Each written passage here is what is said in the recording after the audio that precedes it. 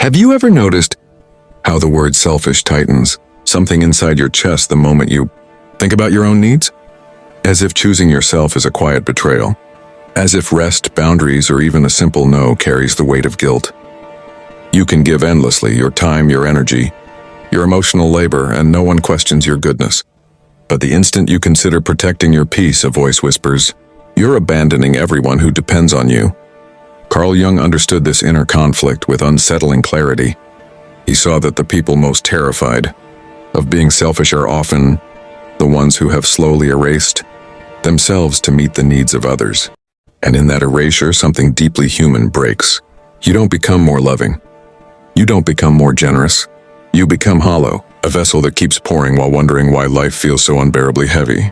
When you live this way long enough, kindness turns into obligation. Compassion becomes exhaustion. Love quietly mutates into resentment, not because you stopped caring, but because you were never taught that you also deserve care. Jung warned that when the self is denied for too long, it doesn't disappear. It goes underground, emerging as fatigue, anxiety, bitterness, and a sense that something is profoundly wrong. There is a reason putting yourself first feels unnatural. From the moment we are young, we are conditioned to believe that goodness equals sacrifice. A good child doesn't complain.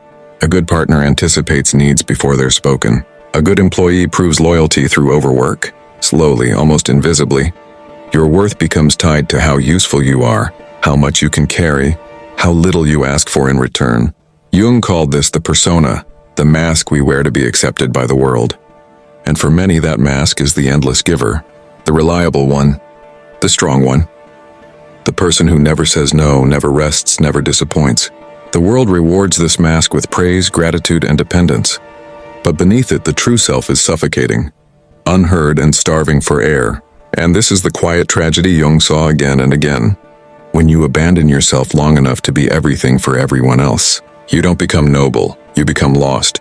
I once knew a woman named Sarah who worked in healthcare, the kind of person everyone described as selfless. She said yes to every extra shift, every colleague's emergency, every family request that landed on her shoulders. When others rested, she stayed. When others complained, she swallowed it. And when her body began to protest, migraines that blurred her vision, exhaustion that sleep couldn't touch, a constant knot of anxiety in her chest, she treated it as weakness, not a warning. Stopping felt impossible. Rest felt dangerous. Because somewhere deep inside, Sarah believed that if she wasn't useful, she would be replaceable. That love had conditions, that her value existed only in what she could provide. One night, after collapsing in a hospital break room, a colleague sat beside her and asked a question so simple it cut through every excuse she'd ever made. Who are you serving by destroying yourself? That question didn't just hurt, it cracked something open. For the first time, Sarah realized she wasn't serving her patients, her family, or her co-workers anymore. She was running from a deeper terror, the fear of facing herself without, the role of the caretaker, the fear of asking, "Who am I when I'm not needed?" This is the first uncomfortable truth you meet when you put yourself first. You come face to face with the belief that without sacrifice, you are nothing. That love must be earned through depletion. Jung understood this fear intimately. He believed that many people cling to overgiving, not because they are kind, but because they are afraid of the emptiness that might appear if they stop. But here is the truth Jung whispered through all his work.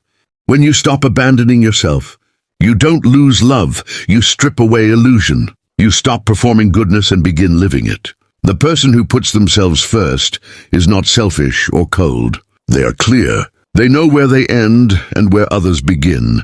And when clarity replaces guilt, something extraordinary happens. Your yes stops being a reflex of fear and becomes a conscious choice. Your giving no longer drains you, it nourishes both you and the ones who truly see you. When you finally start putting yourself first, the world doesn't applaud. It resists. Some people grow uncomfortable. Some accuse you of changing, of becoming distant, of no longer being the person they relied on. And they're right. You have changed.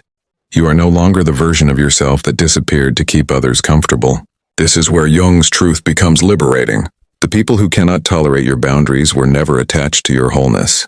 They were attached to your availability, to your silence, to the version of you that required nothing in return.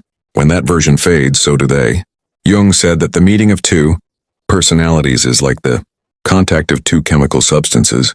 If there is a reaction, both are transformed. Real relationships survive your transformation. They deepen because they are no longer built on obligation or guilt, but on mutual respect. The relationships that collapse were supported by your self-betrayal, not your love. And then quietly, something miraculous happens. When you stop living for approval, you begin to hear an inner voice that has been buried for years. The voice that knows what drains you, what fulfills you, what feels true. Jung believed the greatest tragedy was not failure, but living an entire life as someone else's idea of who you should be. Putting yourself first doesn't make you smaller. It makes you solid.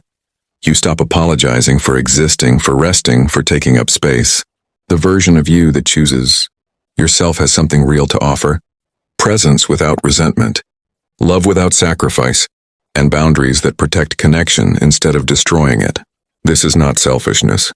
It is remembering who you are,